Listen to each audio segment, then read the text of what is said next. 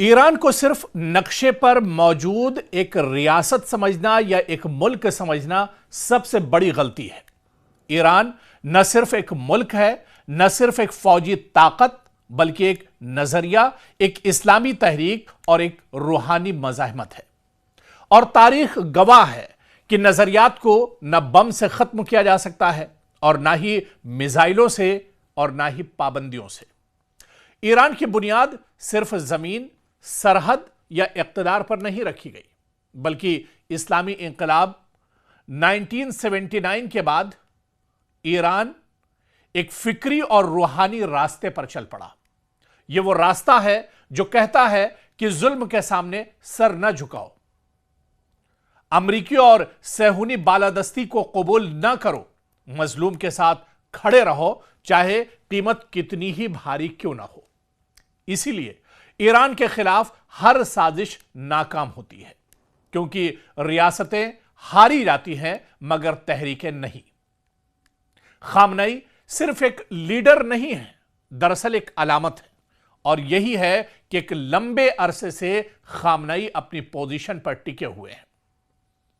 Iran के supreme leader Ayatollah Ali खामनई को सिर्फ एक हुक्मरान समझना दरअसल मगरिब की, अमेरिका की, इजराइल की सबसे बड़ी फिक्री शिकस्त और सबसे बड़ी नाकामी है, क्योंकि वो सिर्फ फौज के सरबराह नहीं है, सिर्फ हुकूमत के कायद नहीं है, बल्कि एक फिक्री मरकज, एक दीनी पहचान और एक मज़ाहमती अलामत है।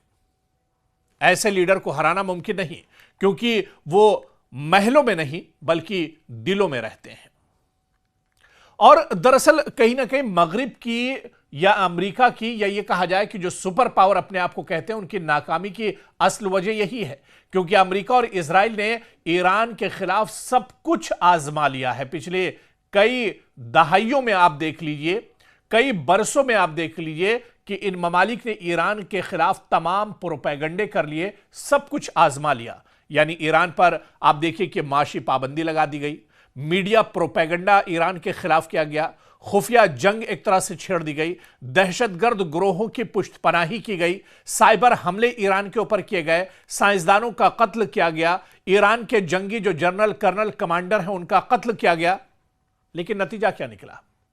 ईरान आज भी खड़ा है, पहले से ज्यादा मजबूत है आज का ईरान, जिसके पास हाइपरसोनिक मिसाइल है, जिसके पास बैलिस्टिक मिसाइल है, जिसके पास एक मुल्क से दूसरे मुल्क पर हमला करने के लिए मजबूत ड्रोन है। क्योंकि सिर्फ मगरिब ने ईरान की रूहानी ताकत को कभी समझा ही नहीं, और यही रूहानी हथियार ईरान का सबसे बड़ा, सबसे मजबूत और सबसे ताकतवर हथियार है। ईरान के पास सबसे खतरनाक चीज कोई मिसाइल नहीं, बल्कि वो चीज है जिसे मगरिब नाप नहीं सकता है, तौल नहीं सकता है, और वो है ईमान, शहादत का फलसफा, करबला की सोच। हम और ईरान में जब जब इस तरह के हालात आते हैं, आप देखिए कि एक नारा उठता है कि हम जिल्लत कबूल नहीं करेंगे, और यही अज़्म दरअसल ईरान के जीत का फॉर्मूला है। और यही वजह है कि कासिम सुलेमानी शहीद हुए मगर मज़ाहमत जिंदा रही, पाबंदियां लगी मगर खुद किफालत बढ़ी, दबाव आया मगर झुकाव कभी नहीं आया।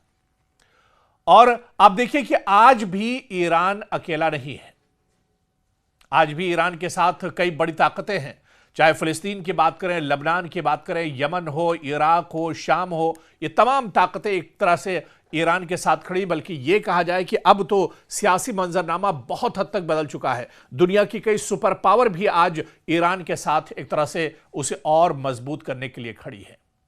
और यह सब सिर्फ जोग्राफिया नहीं है, ये एक ही फिक्र, एक ही मज़ाहमत और एक ही एक तरह से समझ है, और इसी को दुनिया एक्सेस ऑफ रेजिस्टेंस कहती है। और यही अमेरिका और इजराइल के लिए सबसे बड़ा दरअसल डर है। ईरान ने दहाइयों से झूठे मीडिया बयानिए, जाली बगावतों की कोशिशें, रिजीम चेंज के ख्वाब, सब कुछ देख लिया, लेकिन हर बार ईरानी कौम रियासत के साथ खड़ी रही, क्योंकि यह सिर्फ हुकूमत नहीं, यह उनकी शनाख्त, उनका वकार और उनका अकीदा है कि ईरान को शिकस्त देना एक तरह से मुमकिन नहीं बल्कि नामुमकिन है, क्योंकि ईरान एक नजरिया है, क्योंकि नजरियात बमों से नहीं मरते, क्योंकि ईमान को पाबंदियों से खत्म नहीं किया जा सकता, क्योंकि शहादत का रास्ता डराने से बंद नहीं होता, क्योंकि रूहानी ताकत सुपर पावर से बड़ी होती है। और इसीलिए अमेरिका और इजराइल की नापाक कोशिशें हमेशा नाकाम होती रही हैं और नाकाम होती रहेंगी, क्योंकि करबला से तेहरान तक मज़ाहमत की सोच आज भी जिंदा है। हुसैन के मानने और चाहने वालों को कुर्रे अर्ज़ से ख़त्म नहीं किया जा सकता है। दरअसल ईरान का मुस्तकबिल ही आलमी निज़ाम से जुड़ा हुआ है। ईरान कल भी जिंदा था, ईरान आज भी जिंदा है और ईरान का मुस्तकबिल एक तरह से रोशन है, यानी ईरान आने वाले दिनों में भी एक तरह से पूरे आबोताब के साथ, पूरी शान और शौकत के साथ बाकी रहेगा।